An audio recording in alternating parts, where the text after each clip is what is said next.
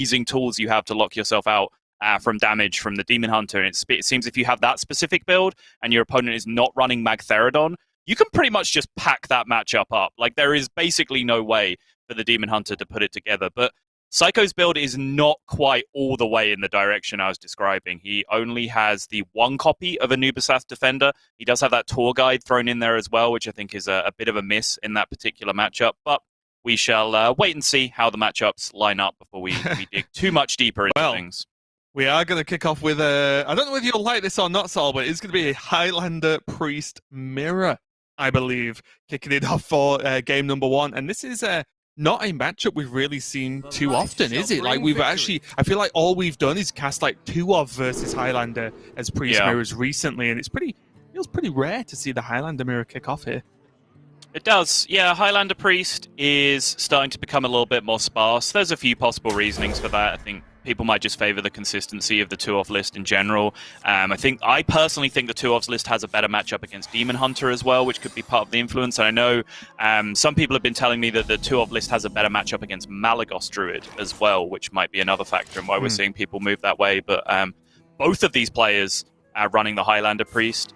Talking to Casey, actually, he mentioned with his matchup against Seiko, it's why he felt so comfortable staying on Mali Druid, because he expected Seiko to have the Highlander Priest here. But yeah, we haven't been seeing it too much, and that means now that we are going to be seeing this Highlander Priest Mirror, but it's not going to be played, I would expect, at the molasses pace that we're used to seeing.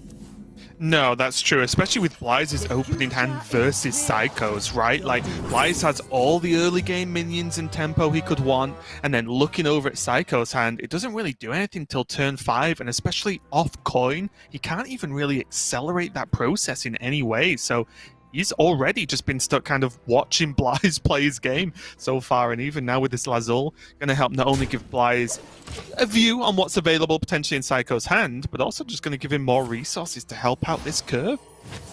Kind of ironic, because it's usually xBlyze that's stuck watching his opponents not play the game as they sit there roping every turn while he plays his turn in an absolute blink of an eye.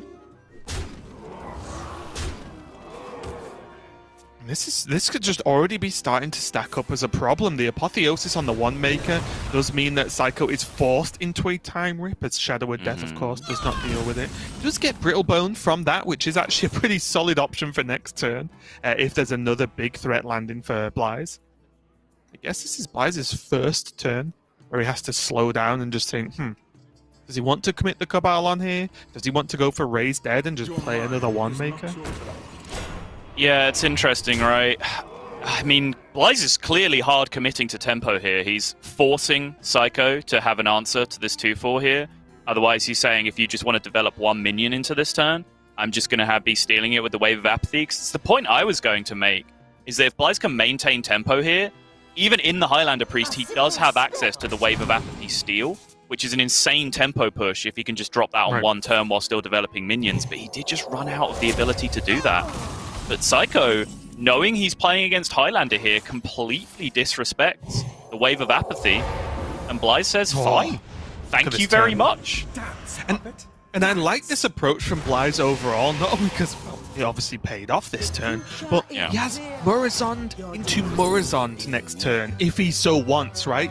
Into Murazond. So he has backup for the tempo plays early. It's not as if it's, oh, this board needs to all stick or I'm going to lose the game. He has so much stuff to do going forward that this curve is just never going to end at this point. Yeah. Should have likely known what he was expecting here. I imagine this is Wind Fury mode to take care of the 1-5 before it grows back again. But he saw the Tiamat. He saw the Tiamat in the hand off the first option off the Madame Lazul, so he knew it was there. So he would have been largely expecting that to come down. I was a little bit surprised there, honestly. I actually thought he was going to coin Murazond. He gets his own CMI. It's not buffed, but it's still a 6-6 and an 8-8. And he just trades the Lazul in. A little bit surprised. It's fair. I guess it's weak to Soul Mirror. It is weak to Soul Mirror, yeah. Does he know Soul Mirror's in hand? Yeah, his Soul Mirror is from Seiko right now, so he does know that it's there. Right. I was going to say at that point as well, I think I'm on record as saying that I've never passed a Soul Mirror in my life against Priest, but he was offered the third Mirror's at that point. I think that might have been the first Soul Mirror I ever passed in my life, just because the third Mirror's is objectively funny. And sometimes you've just got to make that play. Yeah.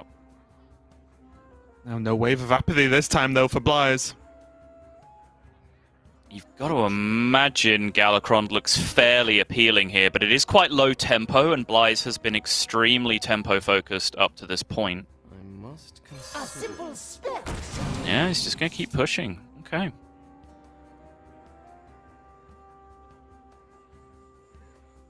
Well. So here we are.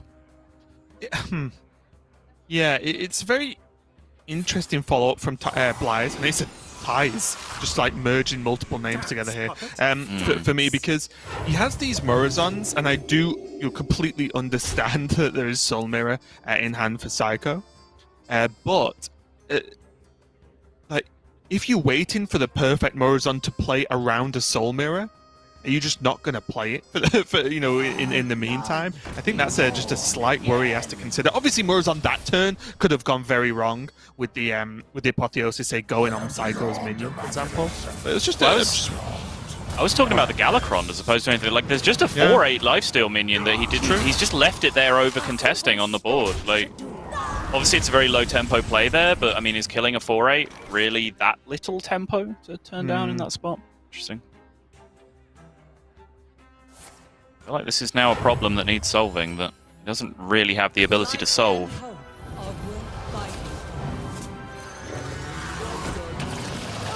Oh! Okay, no. Close. Still nice follow-up minion, though, with the Emerald Explorer. Yep, very nice.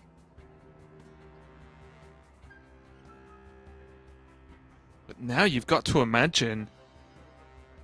Psycho's feeling like he's about to take some big strides forward in this game. He has the snap removal of the Shadow of Death. And just a lot of solid follow-up, honestly. He could actually just... again and win board now. He could just hit face and Brittlebone, right? Yes. Yeah, that looks fantastic. Oh, insane.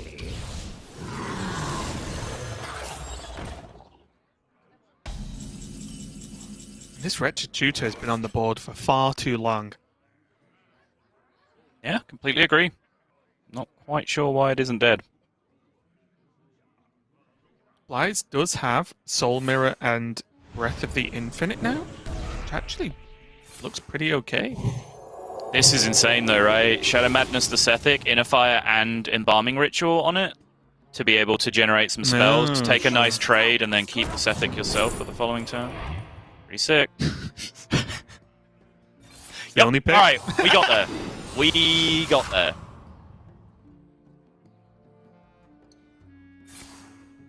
We go for Penance on the Wretched Tutor and then trading. Looks good to me.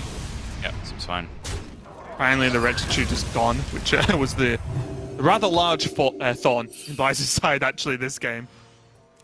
Did put the Reborn on the 4/8 instead, which, yeah, seems fine. I think having a 2/1 Reborn there, it's relatively straightforward for Seiko to deal with since he has a value trade lined up with the 3/3, so this does make sense.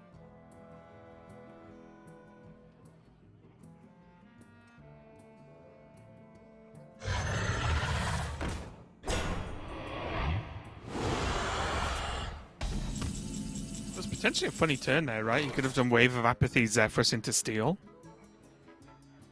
Yeah, that's a good point. Again, don't get me wrong, Seiko could, or quite realistically, will get a ton of value from Zephyrus at some point in this game. But just stealing away xBlyzes' only one good minion seems pretty solid, whilst building a very scary board, honestly. Mm-hmm.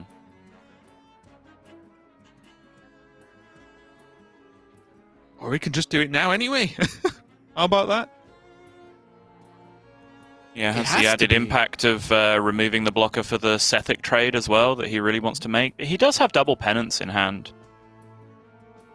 Maybe. Which means even, like, stealing the Sethic and then using your penance to take care of the Emerald Explorer. Let me change your mind. It It's would a lot of generate more value over value. time. Yeah, it would Yeah. generate more value as opposed to immediate board presence.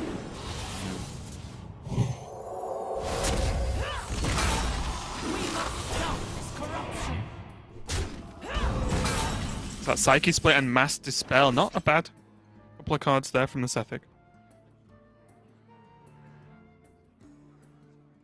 2 Penance and a Cabal in these Murazons right now, but we are certainly reaching the point that you were talking about earlier, Raven, where there's freaking 3 of these things in his hand. He should probably start playing some of them as 8/8s at the very least. The problem is the 2 so. Penance, though. The 2 Penance are dangerous here. All I see, Subtle, is 2 minions that died to Penance on this board, so Yeah. I'd just rip it. I'd feel confident. You could Murazon first, and then Yeah, and then potentially Holy- Holy Ripple afterwards to heal up some of the damage if you need to, if you don't kill the 3/1. And that rules that idea out. Okay. Not bad. Yep. That's the thing, right? When you have 3 of these, you have to start looking at them just as, wow, this was an 8/8 and a 4/5 for 1 card. That's pretty good. Right. As opposed to, this is Murazond, what is the maximum that this could do? Right.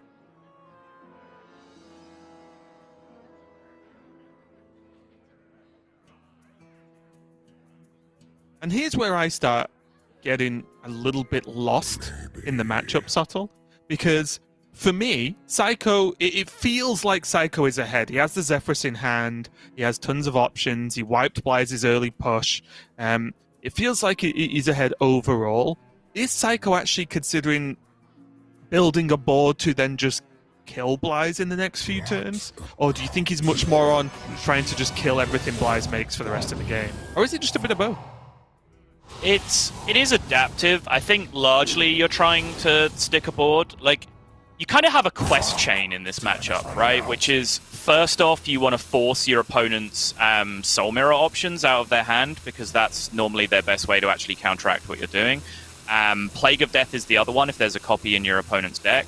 And then once you've dealt with those, you can go in for the kill. But until that point, you're kind of walking this this tightrope of not wanting to overcommit too much into those huge removal spells, so that you end up losing on value, while still pressuring to actually try and win on tempo. And once you get those spells out, and the Zephyrus on top of that as well, I guess, then you can actually start going in, because you will have no shortage of value, especially in a iteration of the matchup where both players have hit the Gallop. Right. Oh, sorry. I was just getting excited for a second. I was like, what does Soul Mirror Holy Ripple do on this board? It does some stuff. It does a lot of stuff. I just can never decide whether I like that stuff or not. But now with xBlyze picking up his Zephyrus, he does now have to start thinking about implications and big options here. He does. You think this is your time? It is mine. Mirrors on number 1, Kaj, Psyche Split. Psyche Split's a good target for him. Obviously, he gets a pretty premium minion no matter where the Psyche Split goes, but he at least avoids buffing one of his opponent's minions here. It's one of the weird benefits of that card, right? Is that with a Murazond, or if it comes off something else, it's always a positive in some respect. Yeah. And this is a good balancing act because of that dynamic I was just talking about last turn. This means, you know, Plague of Death or Zephyrus Twisting Nether are kind of out of the equation here, because xBlyze wouldn't really be sad about that happening, because Psycho's blowing up so much of his own board at that point as well. The fear here is the Soul Mirror, which is the one big question mark, because again, xBlyze knows it's there. He's seen it this game. The Soul Mirror in his hand is Psycho's right now, so he has full information that that card was present.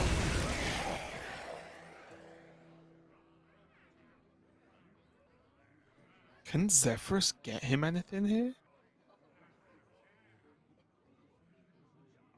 Whirlwind, which doesn't seem very fun. Time is running out. Maybe. What if it's just a Think this is your time? Okay, so I think here for Psycho it's saying, well, it's got Plague or Zephyrus. That's what he needs right now. Or I guess the Soul Mirror, which he does know. Yeah, it's unfortunate that this kind of plays into all of those big removals that I was talking about. However, Seiko didn't really have an option. It was enough pressure from xBlyzes that he had to force something out. I think he did have an option, right? He could have Wave of Apathy and traded and kept the Death Rattle Kaj on board. Okay. You think this is your time? It is mine. How much is he trading in that position? Because he started the turn with 2 4/5s, right? That's all he had. So how much does Wave of Apathy actually do? Well, it keeps the 4/5s alive. So if there if there isn't exactly the Plague answer, then you have something. You have the minions from the cars, right? If it's the Zephyrus response. But your board isn't aggressive at that point, right? Because you just have 2 4/5s. He wouldn't have had all the Murazons that he had there by using the Soul Mirror. Wait, no. He could Soul Mirror and then wave and trade off the 9/1s. Okay, Sorry, yeah. understand. Okay. I was really confused then. It's like, yeah, he's got 2 9/1s. As was I. It was just a thought, because then he gets best of both worlds, right? 9/1s and still the Death Rattle minions. Sure. Yeah, that does make sense. Only because he's been holding on to this wave for a while. It's a very powerful card. But now we're going to see the Broom into some use here with that. Nether and Demas we've not really even mentioned, but there has been a lot of minions that have died, so yeah. Yep. That summoned some big boys.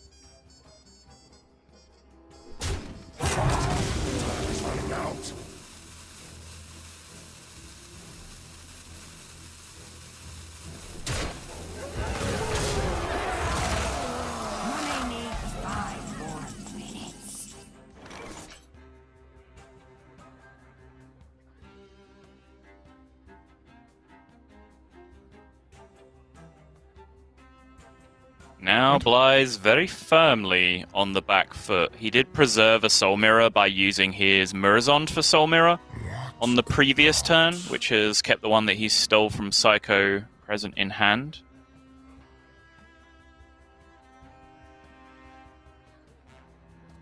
Having now picked up his own Broom, does represent some pretty interesting options over the coming turns as well. It's tough though, isn't it? Because at this point, xBlyzes, almost no matter his response, if the response is relevant, then he's going to use a lot of resources. Hmm. Was he looking for Shadow Word Ruin here?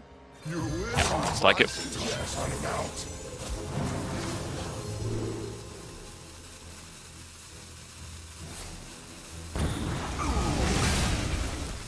A rare sighting, Raven, of the xBlyzes rope. Yeah. I mean, this game is tricky. Like, if he went for some other routes of trying to clear it, he uses like most of the cards in his hand. If he tried to do it the more normal way. So yeah, I do. At least this is just using the Zephyrus, which seems pretty reasonable to me. Boom Reaver from the Raised Dead. Okay. Give a minion from his deck, give it Rush. He does still have the Dragon Queen Alexstrasza and the Kronks in there, though, which is pretty sick. Yep, alright. Pretty sick.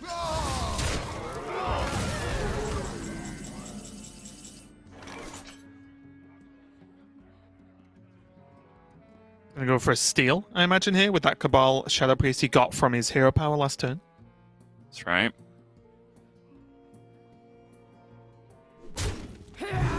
Yeah, I like this. This is good sequencing. Make the trade first, because now that buff has actually rewarded him by going into the right place for the already existing biggest minion on board for xBlyzes to steal. Very, very nice indeed. And now Rush for full board dominance. I love it. Yeah, that's pretty nice, isn't it? You know, honestly, I probably wouldn't have done that trade first. So I like to see that from xBlyzes. A small thing, but one that will make an impact. Yep. There is the ever-present Zephyrus for Seiko here. Can just steal it back this turn, make it a Cabal Shadow Priest again, as we've been talking about for multiple turns. What if? Playing one Maker first here does seem to support that idea as well. Yep. Oh, Draconic Studies, pretty nice pickup actually from the One Maker too. They'll give Seiko some more dragon options soon. But yep, I do like the Cabal Shadow Priest. Just say, nope, actually, I'll have that back. This Boom Reavers must just be confused at this point. Yes, it's got whiplash from how often it's been jerked back and forth across the board, but it did still have Rush there, having been given it from the Broom. Now xBlyzes picks up his natural copy of Kronks. And it looks like that is going to come down as AoE here, most likely. Yeah, still allows him to have a 2-drop this turn to back up as well. Yep. Really nice turn for xBlyzes, honestly, because he needed to do something that was pretty solid this turn, and clearing the board whilst landing a 7/7 in that Vile Fiend is very strong indeed, and has at least put Seiko a little bit more on the back foot now. Kronks now actually drawn from Seiko after being copied from the Boom Reaver on the previous turn. A lot of value left in Seiko's deck, actually, having now just picked up the Kronks, and as I mentioned, still having that Dragon Queen Alexstrasza left in there. Still has his Cabal Acolyte, still has Madame Lazul, and I believe still has a natural copy of Raised Dead still remaining as the other one was generated. So there's still a ton of heat left in Seiko's deck at this point. Yeah, and that just doesn't really exist in xBlyzes anymore, right? Like, he's used so much of these resources that you've just got to say, if the game continues to play out evenly, then Seiko will just win because he just has the power cards. Well, having said that, xBlyzes still has access to his Soul Mirror that's in his deck and the one that's in his hand, which is a really, really big deal in his favor.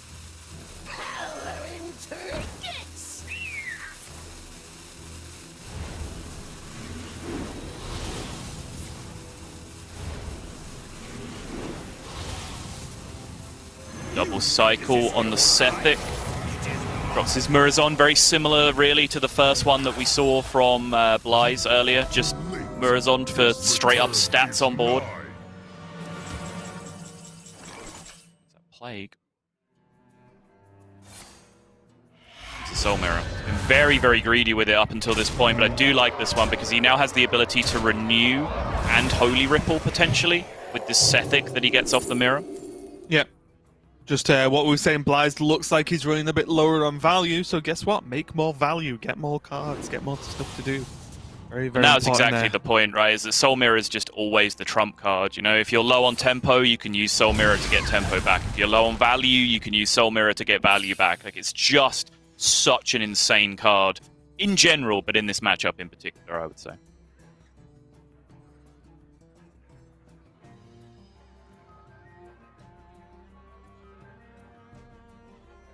There are still options now, though. That Cabal Acolyte and that Wave of Apathy in the far left of Seiko's hand does mean he can go for a steal here. He could even force it with the Shadow Madness if he really wanted to, but then you've got to sit back and think, well, actually, which one does he even want? because he might want the Sethic. Right. Yeah, Sethic Veilweaver is a very good card. Oh, this is actually pretty cool. This is cute, yeah. Oh! Wait, trade first, right? Yeah. Value like, train incoming, Seiko! Time is running out. With this play, though, he is leaving a 7/5 on board unless he gets a death. Oh, embalming as well. Sonic Studies, okay. Fairy Dragon is dumpable, which I'm kind of in favor of right now. If anything, Seiko has too much value at this point. Now, can xBlyzes make something happen here? Although that was a high value turn from Seiko, xBlyzes just has a 7/5 and Seiko's on 24. I'm not expecting high burst damage right now, but there is an option. And there was like, what, Mind Vision, the Kronks? Yeah. I love our standards of like threatening situations in the Priest Mirror. Whoa, he's got 7 damage in play and his opponent's at 24. Whoa! Let's go! Press the button, Raven. Emergency meeting. Yeah,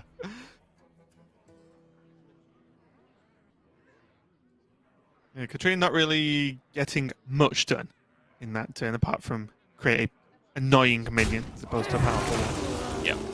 Mommy needs 5 more minutes.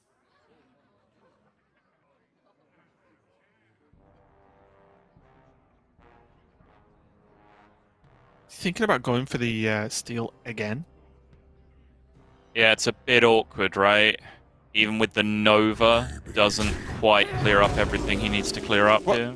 What if he just does like, yeah, Shadow Word Ruin and then plays Kronks or something like that? Probably seems just solid, right? Yep. Maybe you could even go for the Seiko pump instead. The end begins. You are too late. His return is Best Yeah, of both exactly. worlds, why not? Exactly. Exactly what you said. Shadow Druid, play Kronks. Yeah. Seems good. Seems good.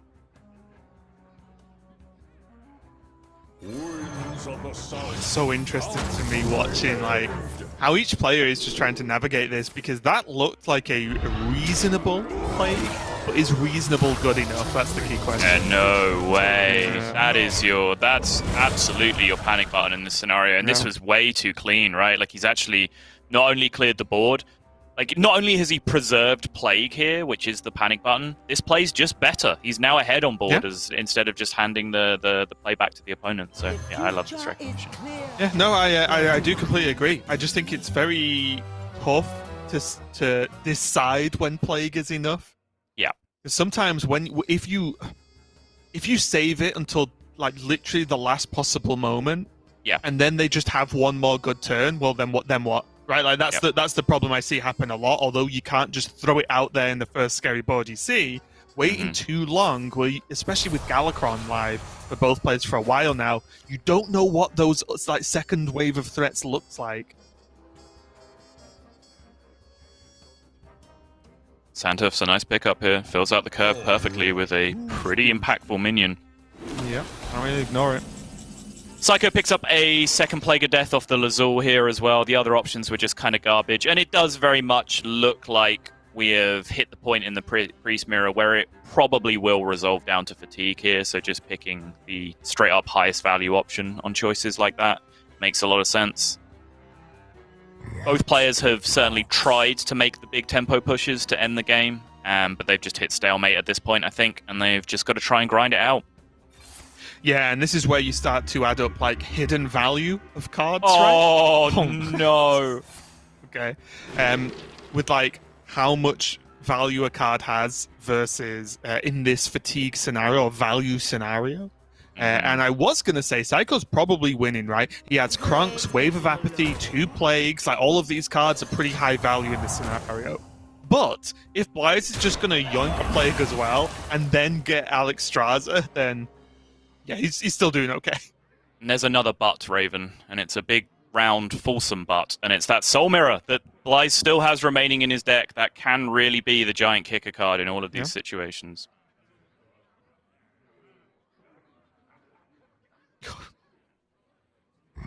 Embalming on a 3-2. Not exactly what you hope for from that card, honestly. It's just a get out of my hand play, to be perfectly honest. I am beyond imagination. Succumbed madness. That is double invoked, so we'll just clear off both these minions, keep Lazul on the board, chipping away at this armor. And there it is. Life and hope of This is the discounted Dragon Queen turn, though, for sure. Mm-hmm. Kind of value, kind of not. Yeah. A little bit underwhelming in comparison to his first Dragon Queen, which was Emerald Explorer Rotnest. But it is his second Dragon Queen, so he probably can't complain too much, purely on merit of him being his second Dragon Queen.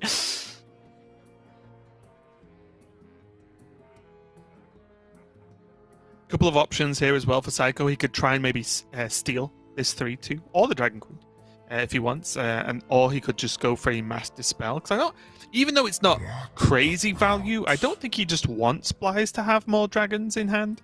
I don't think he just wants xBlyzes to have more cards left in deck than him at this point either. I don't think that Master Spell's ever getting played this game. That's true. That is true.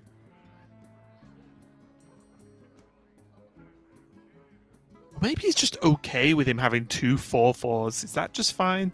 It does seem just fine, to be perfectly Yeah. honest, yeah.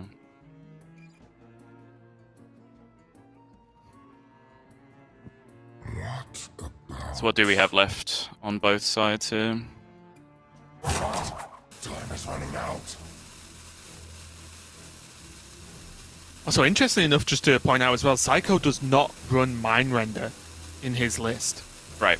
So that is something, there's not like the double Mind Render play or anything too crazy going to go on. The only way he's going to get hold of one is if he generates it from Galakron, or he generates that a copy from xBlyzes' hand right now. Right.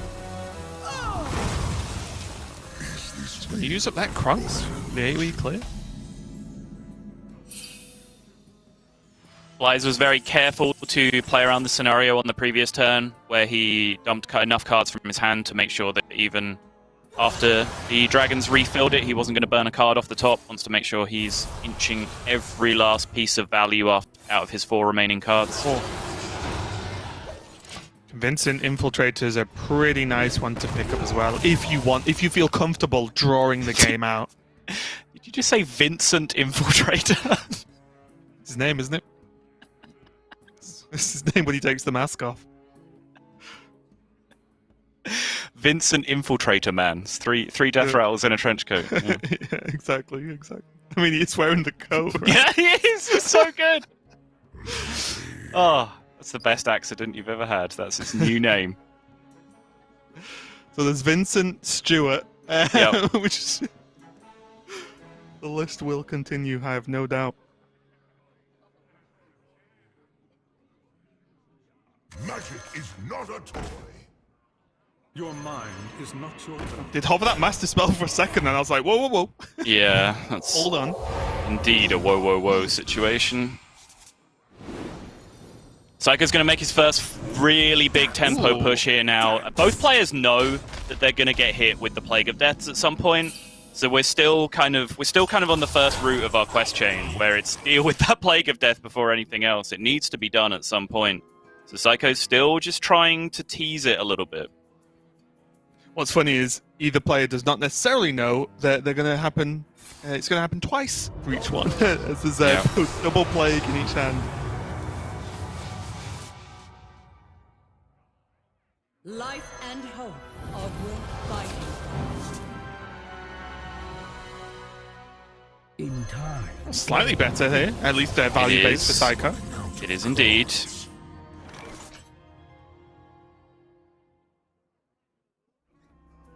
Now here's the question, right?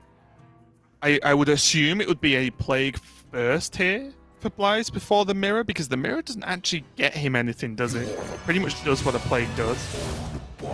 Oh, okay. It does allow him to tempo this extra 8/8 though, which is a pretty big deal. You can look at it both ways, right? So you can choose to look at Soul Mirror as minimum a board clear, but maximum an actual like really huge tempo swing. Or you can be pessimistic about it and say that Soul Mirror isn't always a board clear, whereas Plague of Death is. And I think the kicker in that is this ability here to get a pretty sick Kaj this turn alongside it.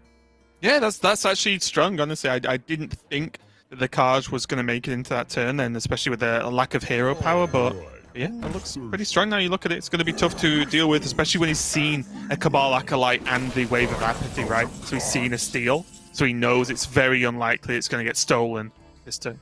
Right.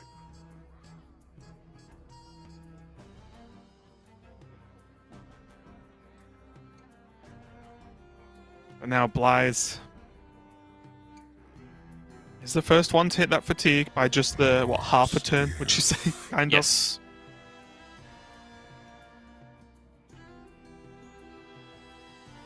He does have couple of extra just straight up minions in his hand though, which can be a big deal in this situation. Obviously both players have access to minions through the hero power, but if the pressure keeps staying heavy back and forth, it can be hard to find time to press the hero power button, as you saw there from Blyze, who skipped it on that turn, even now being completely in a fatigue situation.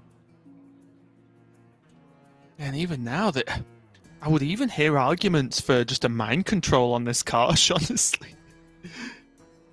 Doesn't seem so bad. So take the convincing. Mind controls Vincent? He's that valuable at the job factory that you just need to mind control him? Yeah. Well, only one of him, though. That's true. Your mind. Oh, jeez. And then they're just going to keep swapping minions. Alright, fatigue hit number 1. Armor is real. Check. Yeah, take that box. Yeah. And that's enough. Seiko says, no, okay, fine, gone. There goes your Cabal Shadow Priest as well. So I think in the roundabout trade-off there that Seiko did okay with that Plague.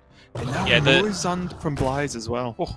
The biggest deal there actually is that he Plague of Death's his own hench clan, right? So the healing did not go back to Blyze, which can actually make a huge difference in this situation as well.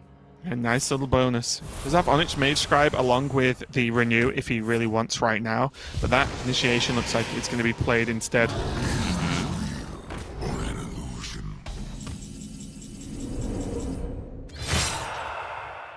I wonder this Murazon could pay off quite a lot for Blyze if it hits the right thing. Ooh, he is getting money off the button here. Mind Flayer, Kaj, Murazon, Skeletal Dragon back to back. Like, is it enough to get him over the line though? So I do think he's like that half turn behind the play here, both on the actual fatigue draw and just on the initiative on board. Yeah, I agree, and the fact that it's just that much lower on health as well, right? Okay, that's funny. And he is just lower, significantly lower on health, isn't he? Right? Yes. 9 less is a big number right now, especially when players are taking 3 fatigue, and Psycho's just took on his turn. Yep.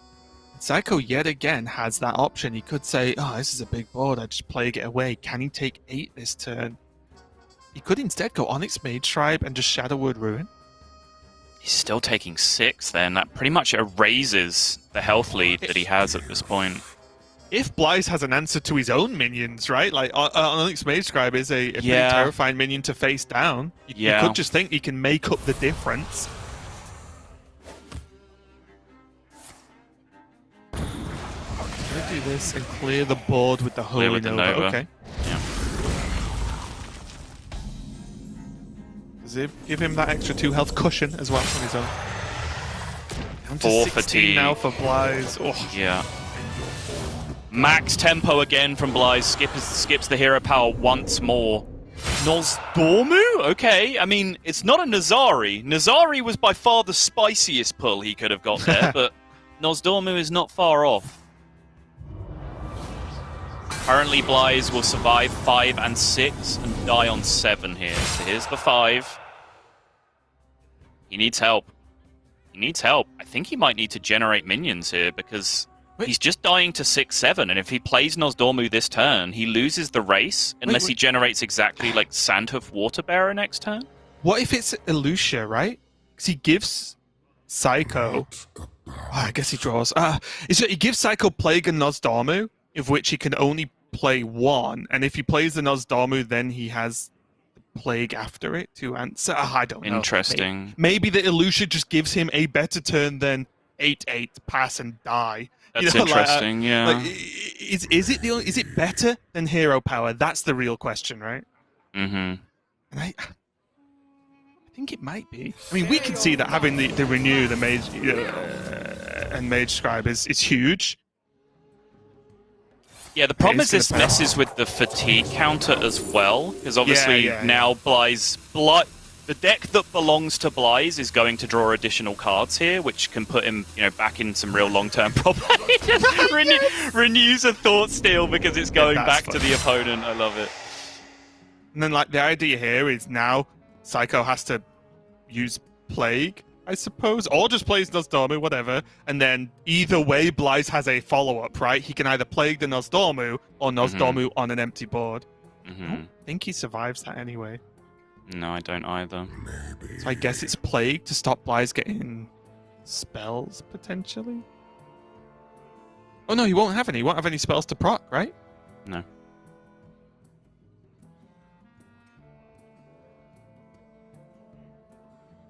So here for Psycho, if he plays Nosdormu, Blyze pushes 5 and then pretty much has to Plague in almost every circumstance, then Psycho just wins, right? I think that's the way you would calculate that, outside of a obviously generated minion from Blyze. I think they both win. I've just been sat here sort of trying to count it, and I think they both win. And I think Psycho was doing the same thing. But this is the problem now, is like now Blyze still just draws his 6, like because the extra card draw comes from him. The fatigue counter is locked to player though, so I guess that actually didn't have particular impact on that scenario.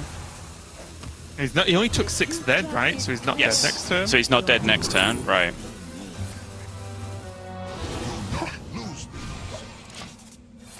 Did he get anything? No!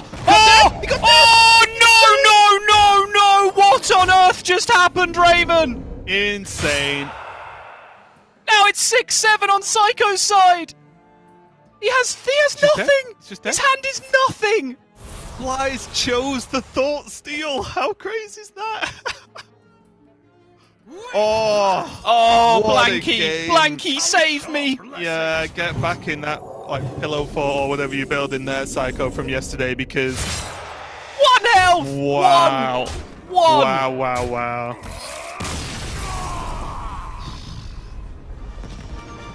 Insane there. Victory drink. It all just came down to that Elucia. That was huge, giving him the Onyx Mage Scribe, the renew, and again, I'm not really overly trying to take anything away from Seiko at all, but there were times in which he could have landed that Mage Scribe turns and turns and turns ago, and I'm not saying, he didn't play around that exact out by keeping Mage Scribe in hand, obviously, but it's not like it was stuck in hand for him, right? There were times he could have played it, but just the outcome of the end of that game was just incredible. The Thought Steal, actually proccing the Mage Scribe to draw nothing, was huge. I just want to give it. I just want to give a shout out to Blyze at the end for being one step short of full Stone Cold Steve Austin, just cracking cans together and pouring them on his face. Like, what a guy. Like, oh my goodness. That game was absolutely ridiculous. Like, give me a spreadsheet in 20 minutes and I'll tell you what the best plays were for those last 3 or 4 turns, right? But so the problem is that I was wrongly accounting for the fatigue counter switching back and forth with the decks, which it doesn't. That stays locked to player. So the Elucia was actually incredibly smart from Blyze to give himself opportunity. I think he made the right decisions from that point. I was erroneously thinking that both plays won, but Nosdoma or Plague of Death in that position, because I thought Blyze was dead in 2, which he wasn't. So right, at that point, 7 with 8 health, right? Exactly. So I think at that point, Seiko makes the right play, because you'd rather your opponent didn't have the minion. You'd rather your opponent had the removal spell than the minion, because that's a situation like that generally resolves in your position. And that at least made Blyze hit the out, which of course he did, because he's freaking Blyze and he's the second best player in the world after only RDU. But oh my goodness, what a Priest Mirror. Yeah, pretty incredible, honestly. And I'm not going to lie, seeing Priest Mirrors the first game of the day was a little bit disheartening, but if they're going to go like that, I am more than okay with it. We are going to go to a break while we set up our next game and give both players a few moments just to recover from that one. Stay tuned, we'll be right back with some more Hearthstone.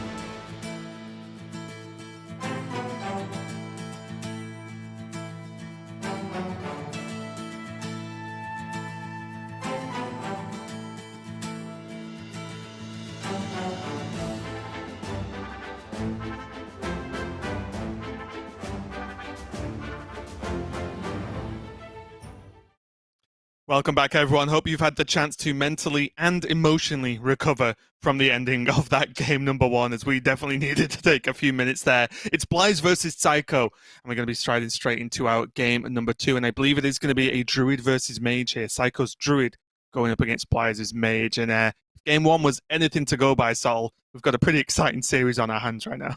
There's no other way around it when Blyze is playing. All of his series are like this, Raven. It's just he's an incredible human being. This is just what he does. Absolute hits the one outer, complete nut draw, and then just chugs an entire can of Coke in 0.2 seconds. Other soft drinks are available. Yeah, jeez. Yeah, it's very impressive, and he does have, I don't know what it is. It's like, yes, he plays well and he wins a lot of games, but they're not just winning games. It's how he goes about it. It's like some kind of weird superpower that it's just like naturally has pretty crazy outcomes in these games. But there's plenty of time for Seiko to fight back here. He does still have his Druid that we've got a lot of questions for, and it is going to be going up against Mage as well. And although maybe not the target of these tech cards, might have some nice sideways benefits of just having those Anubis defenders potentially coming down a little bit earlier in the game, giving him some more leeway to be able to defend against some of these mage pushes that can happen. But he isn't running that living dragon breath that some players are messing with to help out versus, say, Ray of Frost, Frost Nova spam, stuff like that. Yeah, and personally, I don't think you want to be defensive in this matchup as Druid against Mage. Like, you can have some anti-aggro tools in your deck, but that's generally not where you want to be at. Like, you want to be doing the offensive Druid things. You want to just be ramping and playing Guardian Animals and just winning the board nice and early and snowballing from there. Anubis Defender can help with that, of course, because it's just an extra 3/5 that you can play with Guardian Animals or on an overflow turn, so you just have a swingier turn.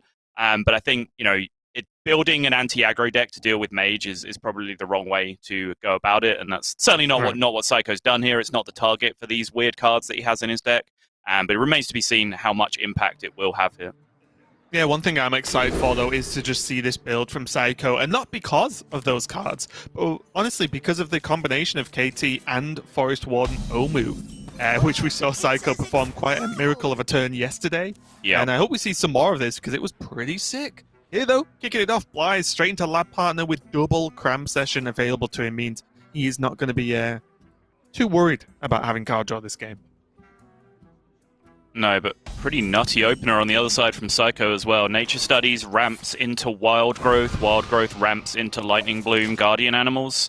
About as good a start as you can expect in Seiko's position. One dead turn after that, it looks like, at the moment, but the Twilight Runner off the Guardian Animals could certainly change that.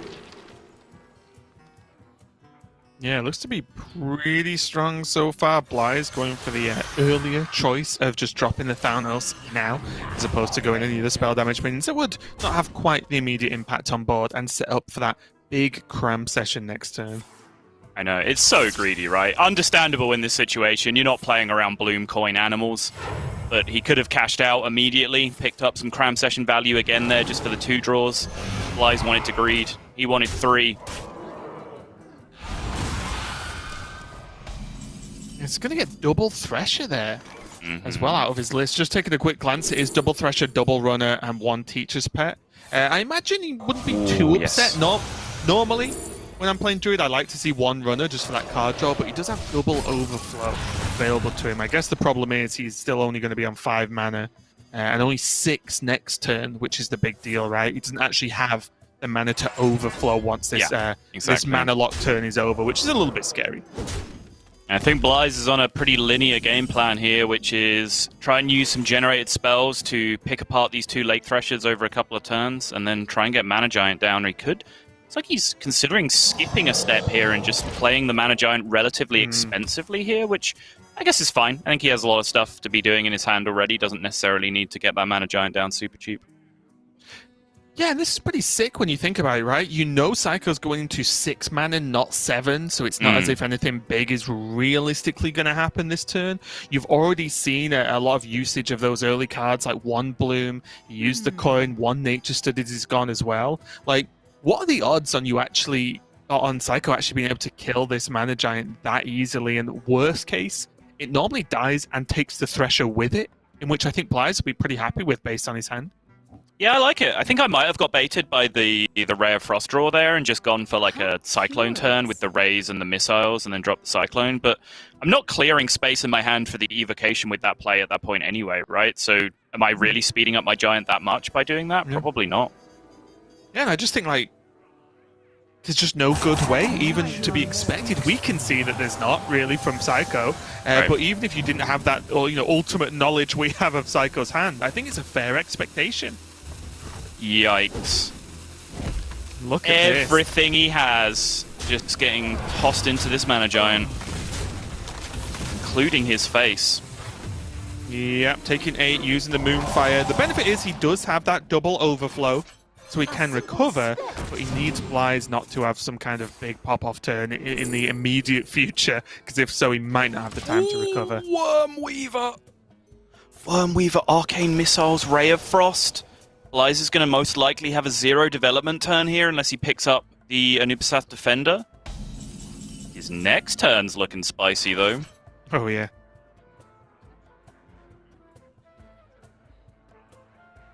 Bear in mind, though, he only has 1 Twilight Run in that Guardian Animals left. Yep. Yeah, the last draw really And he changed just- everything. And he just had to use a Broom as well. Right. Mirror Image to protect the Mana Worms! Oh, it's so sick. Both cleavers have gone, so even the right-hand side Mana Worm is protected from a second Guardian Animals. From Xbylize's perspective, if there were 2 beasts in there. Seiko does have the potential juice here. Forest Warden, Overflow, Lightning Bloom, all available to be put together here. He could just go for survival this turn. So many contradictions. Doesn't he just die if he does that? I mean... Does he win if he doesn't? I don't know.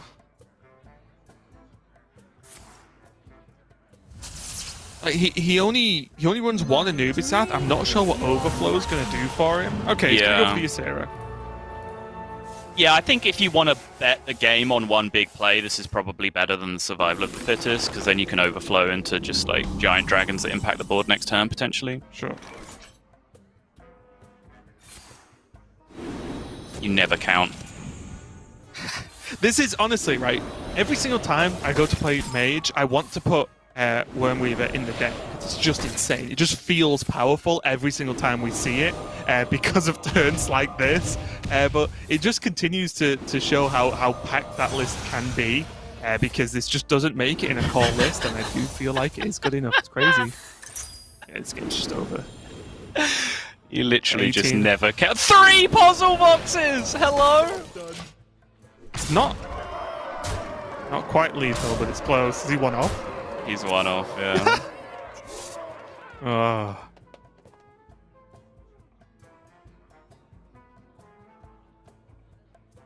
In time, you too. Well, Seiko's been in a position like this before with an Omu, Yeah. but he did have a KT involved as well, so maybe that isn't quite going to be good enough. We'll have to see. Yeah, refresh does hit the brick wall of the overload though, so he only refreshes 7 here, which means he has just about 0 chance of making anything happen apart from these green portals. Listen, alright. I thought it ignored Overload. No. You only get 7 back. continues to confuse me. Yeah. I'm sure someone, a relevant Hearthstone player, told me it ignored Overload, and I Okay. very stupidly believed them. I mean, you just saw it, right? He cast Overflow and now he has no mana left.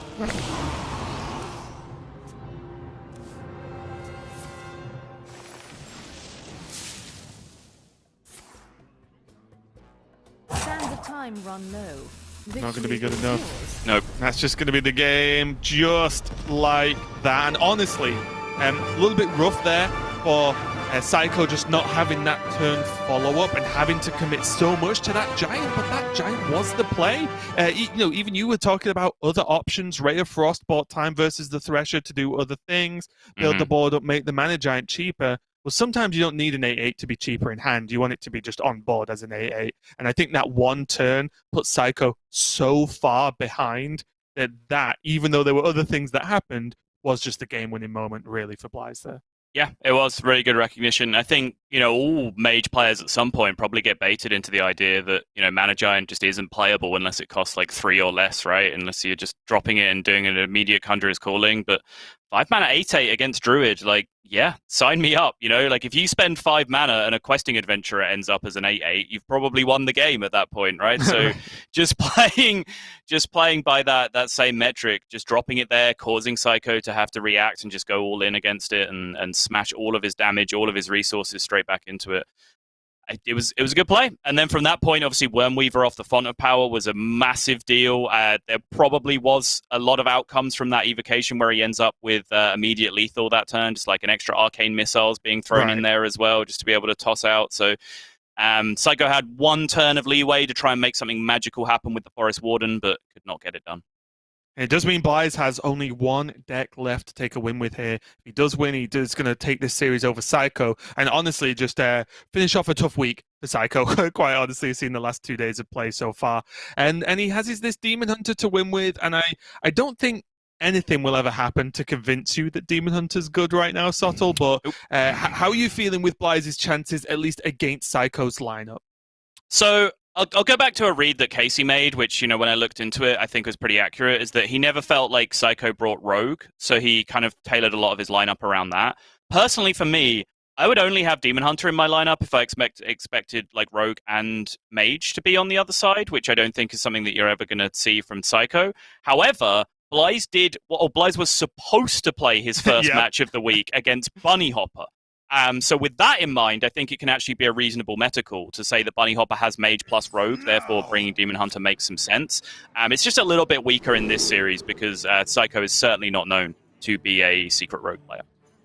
Right, we're going to see if it can still pay off for Blaze. Both players at 1-1 score as well, so this will just be not the most dramatically impactful match we've ever had, but still one that's going to make a difference. One player goes that a little bit further down, one moves up, and an early skull in Blaze's hand is going to look pretty good. But honestly, all eyes for me are on Seiko's hand right now. He has the ramp, he just needs the payoff, and then this matchup becomes incredibly difficult for the Demon Hunter. Yeah, I mean, it starts off incredibly difficult for the Demon Hunter. Yep. I think Seiko does have time here, because even if you don't hit the big lockout cards after ramping early, it's likely that you found some at least reasonable stalling tools, like you draw a Teacher's Pet, or you'll be able to heal with Crystal Power to keep yourself going, and eventually you make that board state that Demon Hunter really isn't able to deal with. Yeah, the ramp is the key, and that might sound a bit, obvious coming from talking about Druid, but Demon Hunter can actually go very heavily toe-to-toe with Druid if it's fair, but the second ramp comes in, it is so much harder, if not impossible. 3 mana spent, swings held for now, still has that Soul Shard Lapidary, which would like to line up with the swing later on, still has the Glade Bounds to draw, which having a weapon equipped plays very nicely with. Seiko, though, has already found the overflow to give himself the payoffs that he needs. And now the hand is just getting juicy already. It is. And honestly, without being too silly, the Tor Guide could be a little bit annoying for potential Blade Dance turns if it uses it to just be 1 extra minion that might not easily be clearable for a Blade Dance. So we could see that come into at least marginal effect. But really, with Omu, with KT, with Survival of the Fittest in hand, it's a matter of time before Seiko just pops off right now. You just jammed it, Raven. You just jammed the philosophy. Yeah, seems good. 2 4s for 1 mana are pretty good. Yeah. It's a shame your opponent has 8 mana and access to Guardian Animals, but yeah, in a vacuum, not that bad. Does also, to a certain extent, help out with the soul fragments for a militia draw in some point, if there even is a future in this game for Blaze. Yeah, which is a big deal in this matchup in particular. It used to be the Magtheridon was your big win condition against Druid, but now a lot of lists are cutting that, so they're really scrambling for any kind of win condition against Druid. And Sociologist is just about the best thing that you can come up with, so having a bunch of soul fragments in your deck at all times is actually pretty valuable.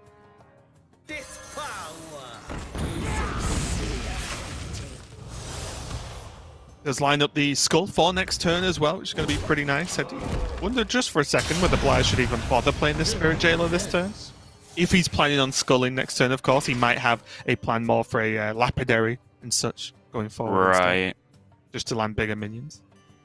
Yeah, it was a big deal to unlock the skull, at least. I think on a couple of turns, xBlyzes did just mouse over the 3-2 on the left of his hand and consider getting it out of the way, but I think he was always right to know that he'll get value out of it on some point, so held onto it, has lined it up here perfectly. But again, I think this is a play that you do like to make as Demon Hunter, where if you have aggressive minion-based plays, you will generally go for that before the skull in a lot of positions.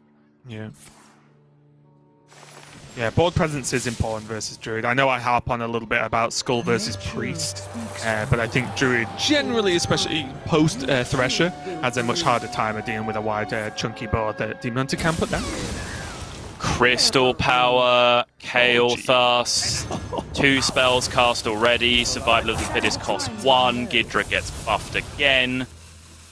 The only downside of this play, woe is me, I know, is that we didn't discount our Anubis Defender this turn because we didn't. The Survival of the Fittest was cast for 1 and not 10, but yeah. This is looking. Ghidra could have got so much bigger. This is looking very much like GG from here. Yeah, this is literally Blade Dance or bust right now. I grow impatient. Even then, I mean, an 11 attack Blade Dance from this position? You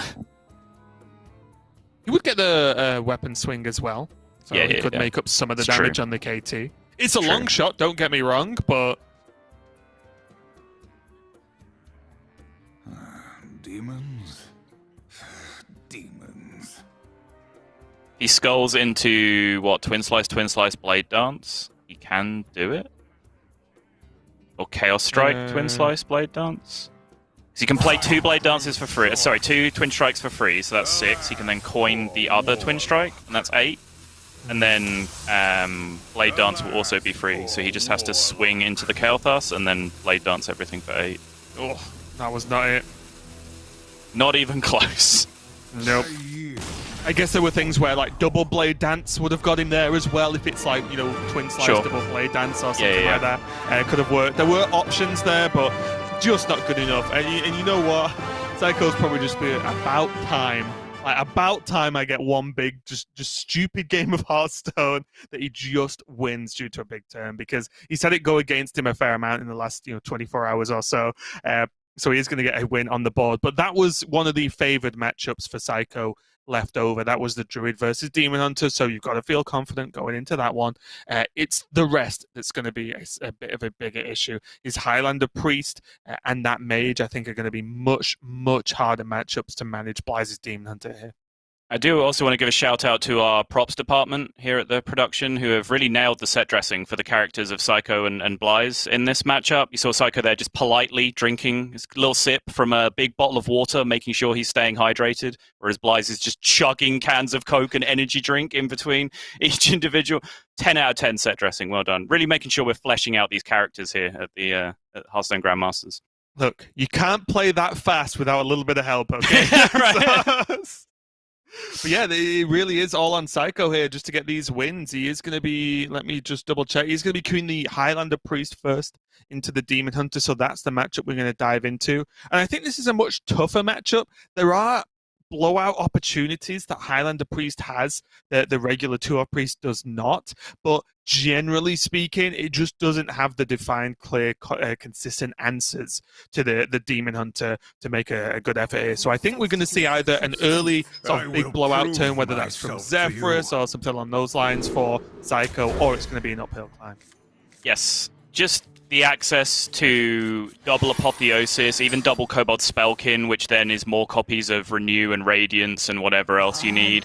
Double Draconic Studies as well, which can hit Plague Proto-Drakes, Skeletal Dragons, Evasive Draconid, all of these big taunt minions or super sticky minions that you can win the game with in the late game. The 2-ofs list has so many advantages in this matchup to me that I'd certainly be rather be playing against Highlander Priest as Demon Hunter. They're both players off to a reasonable start, honestly, just having those 1-2 drops available. xBlyzes would have very much liked Seiko to not have these so early, because Sethic being a pretty much must-kill target is going to make him have to consider whether he goes for this coin instead, and he is. Okay. Not too bad. Decides he wants to, yeah. This lines up pretty well. Looks like Seiko will just drop a Lazul on curve here unless he wants to go for a raise deadline, and then xBlyzes can just keep pushing with his minions by just Aldraki Warblades, take care of the Lazul, connect face with the 3-2, got himself through the early game quite nicely. Seiko does have an Aldraki Warblades offered now, but one maker probably looks pretty tempting as well. I would always take Warblades with Murozond in hand here. I think this is such a powerful 1-2 setup in the matchup. Because as soon as you have the Warblades, you can just kind of play it and keep it there for a while. And then as soon as your opponent plays Twin Slices, Chaos Strikes, whatever it is, you can then just Murozond all of those effects and get a huge burst of healing going back the other way. Yep, and Xbyzes isn't playing any of the weapon removal. Some Demon Hunters are messing around with it, whether it's Sticky Finger or an Ooze. But Xbyzes not playing any of those, just going for the as stronger archetype as possible, with Plan A being the main plan to win here. Ooh, now with another Lazul as well, he can actually go fishing for those Twin Slices, Chaos Strikes, etc. on his own. Hide behind your circles. I will still find you. Love it. Minion go face, weapon held. Doesn't see any value in removing a 1-2 here. Yeah, especially because Apotheosis doesn't actually kill the Kayn, right? I think that's the big difference here. Right. And of course, with his Gladebounder deck in hand, it does set up a guaranteed Gladebounder next turn. Whereas otherwise, he just has like a weird turn of, okay, I'll hero power Panthera, and that's it. Yep. Now xBlyzes is going to fight for board a little bit more aggressively since Seiko is contesting. Keep pushing damage. He's got multiple minions to connect face multiple times here, which is a really big deal for him in the matchup. But that is a nice card to have access to in this matchup as well. Sandhoof Waterbearer. Yeah, card that I think I've only really seen Seiko play, at least in Europe. Just drop into that Highlander list. It's definitely not a common pick. Time Rip going to be used to take down this Gladebound. He could just double swing into this Kayn, honestly. I will still. Or Double do you think swing he's with actually the worth double minion, trading though? the Kayn? Yeah, that's the question, right? Yeah, I love this. guess so. I love this. I love this. I I get super greedy whenever I have this situation. Sometimes it works, sometimes it doesn't. But I think the longer you can retain the possibility of Murozonding a bunch of attack buffs, the better that is for you. Alas, poor warlock. It's very interesting, isn't it, though? Because that, although a good plan, isn't the most in-depth, never thought of before original plan I've ever heard of, right? So I imagine xBlyzes just isn't going to go, okay, he's still got the Warblades. I'm going to go Twin Slice, Twin Slice, Twin Slice, Twin Slice, Chaos Strike, and then just go face to not lethal my opponent. Seiko here just decides that the Skull, the draw 3, is just way too good to turn down here. Yeah. He does now get some Soul Fragments in his deck, which gives him access to Lazuling a Soul Shard Lapidary? Huh? Or even potentially just a Shard Shatter, right? Could get some work done, depending on if you look at xBlyzes' hand right now. Yeah. I like this, though. Not getting too tunneled on the plan. Just draw 3. Makes sense. 8-5 in play as well. Nothing to be sniffed at. I grow impatient.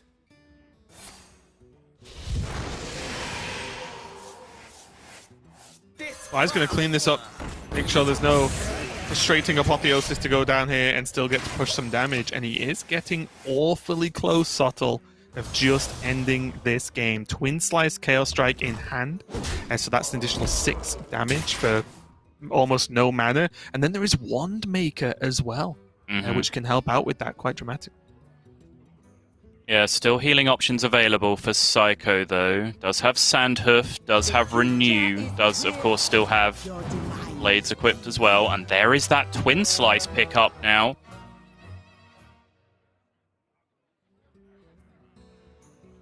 Aldraki Warblades is my favorite priest card, I swear. It's so fun.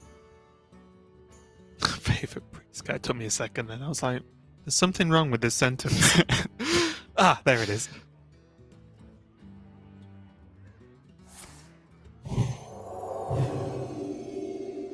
I did wonder just for a second then if that was ever a Galakron turn, because there's access to a lot of heal afterwards. That's fair. I don't know if it's enough heal to really see you through over 3 or 4 turns, though, maybe, from Seiko's perspective. After having seen the Twin Slice, you might be a bit more confident in it, but obviously you've already committed to the turn at that point. Yeah, it was just for me, like, the Water Bearer, Renew, and then potential self-Alexstrasza as well does add up, and he had that information before he did it, right? Yep. It's all very fair. Let's get the trade. Nice little bonus heal for him there. Still, he is not out of the woods yet, as Soul Shard Lapidary off the top means xBlyzes can continue with this high burst damage. And also, he can start ticking off some issues now, right? The Eldraki Warblades. Doesn't have to think about them anymore. One more is on, been played, done, dusted. Doesn't have to think about that as much anymore unless another one is generated somehow. Such a beautiful Okay. shield. He still had 4 at that point, so I guess it's colossally fair. unlikely that he Yeah. gets punished for that. But the other question is, like, what were you doing anything else that turn? Like, did you have to draw first? Was your play going to change based on your draw? I'm not sure.